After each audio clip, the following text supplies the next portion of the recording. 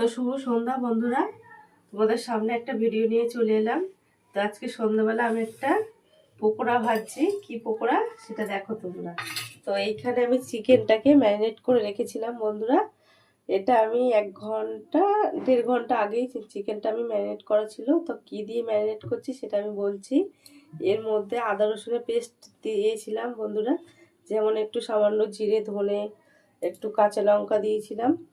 আর এর মধ্যে ডিম দিয়ে কর্নফ্লাওয়ার দিয়ে একটু লেবুর রস টস দিয়ে আমি 2 পার্টে করেছিলাম বন্ধুরা, একসঙ্গে কিন্তু আমি করিনি।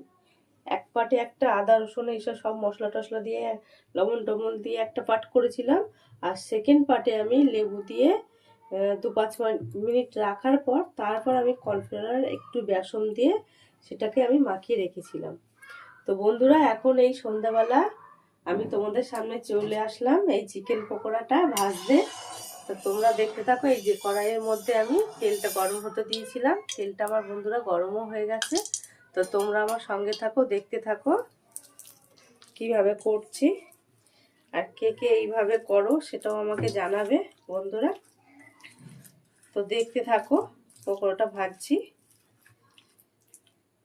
এই একে একে সব আমার তেলটা যেহেতু গরম হয়ে গেছে, আমি পকোড়াটা একে একে ছেড়ে দিচ্ছি বন্ধুরা। তোমরা দেখতে থাকো। এই ছেড়ে দিলাম।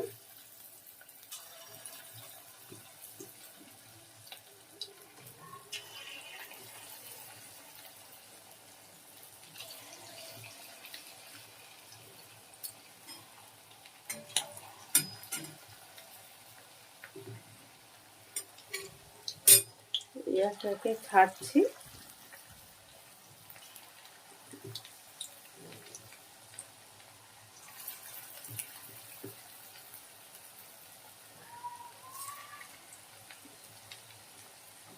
তো বেশি সময় লাগবে না বন্ধুরা, যেহেতু এখানে ম্যারিনেটটা করা ছিল।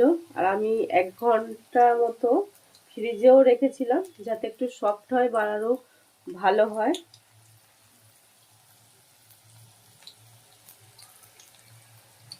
এই বন্ধুরা বেশি দেব না, অল্পই থাক। তো বন্ধুরা সঙ্গে থাকো, এটা তো একটু ভাজতে সময় লাগবে, তোমরা দেখতে থাকো।